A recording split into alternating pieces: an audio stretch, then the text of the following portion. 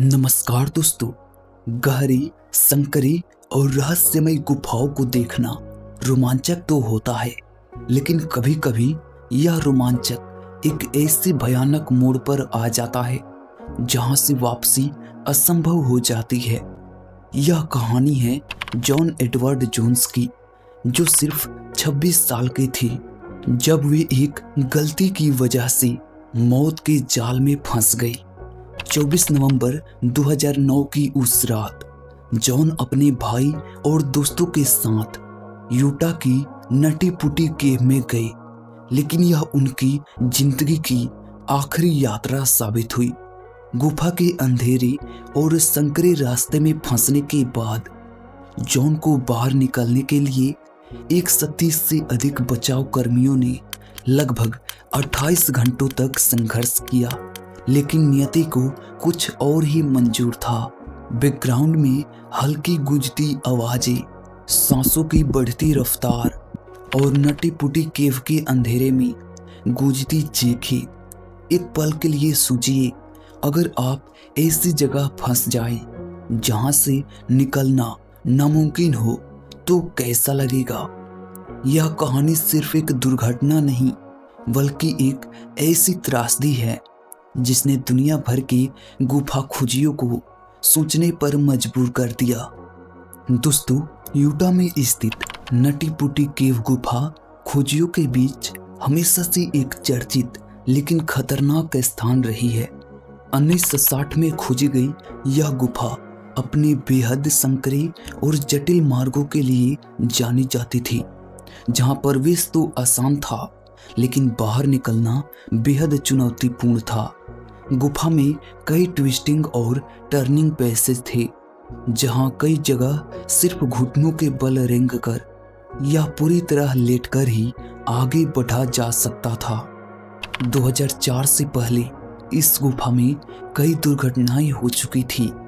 कई गुफा खोजी यहां फंस चुके थे, लेकिन सौभाग्य से उन्हें समय रहते बचा लिया गया। गुफा के अत्यधिक संकरे रास्तों और अप्रत्याशित मोड़ों के कारण इसे कुछ समय के लिए बंद कर दिया गया, लेकिन बाद में इसे फिर से खोला गया। विशेषज्ञों ने इसे हाई रिस्क केव करार दिया था, जहां बिना किसी अनुभवी मार्गदर्शक के प्रवेश करना बेहद खतरनाक हो सकता था। दोस्तों, हिंदी अनसॉल्व्ड स्टोरीज में एक बार फिर से आपका स्वागत। दोस्तों, 24 नवंबर 2009 की रात थी जब जॉन जोन्स अपने भाई जोस जोन्स और कुछ दोस्तों के साथ नटी पुटी केव पहुंचे। जॉन एक अनुभवी गुफा अन्वेषक थे, लेकिन कई वर्षों से उन्होंने यह गतिविधि नहीं की थी। लेकिन इस बार वे सिर्फ एक रोमांचक अनुभव लेने और पुरानी यादें ताजा करने आए थे। गुफा में प्रवेश करने के बाद वे धीरे धीरे संकरे रास्तों में आगे बढ़ने लगे। जॉन को एक मार्ग दिखाई दिया, जिसे उन्होंने ईड्स पोस्ट समझकर उसमें घुसने का फैसला किया, लेकिन यह उनकी सबसे बड़ी भूल साबित हुई। यह मार्ग वास्तव में बॉब्स पोस्ट था, जो एक बेहद संकरा और जोखिम भरा रास्ता था। जैसे ही जॉन उसमें आगे बढ़े, गुफा का मार्ग और संकरा होता गया। उन्होंने सोचा कि आगे जाकर यह खुल जाएगा, लेकिन वे 10 बाई 18 इंच के एक बेहद छोटे मार्ग में फंस गए। उन्होंने बाहर निकलने के लिए खुद को घुमाने की कोशिश की, लेकिन इस प्रक्रिया में वे पूरी तरह उल्टे हो गए और नीचे की ओर खिसक गए। अब उनके पास न तो हिलने की जगह थी और न ही पीछे लौटने का कोई रास्ता। गहरे अंधेरे और संकरे स्थान में फंसे जॉन ने अपने भाई को पुकारा। जोस ने जब देखा कि जॉन पूरी तरह फंस चुके हैं, तो उन्होंने तुरंत मदद के लिए फोन किया।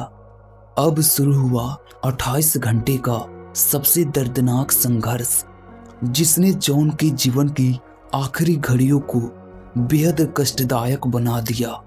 दोस्तों, अभी तक आपने इस चैनल को सब्सक्राइब नहीं किए हैं तो सब्सक्राइब जरूर कर लेना। बढ़ते हैं टॉपिक में आगे।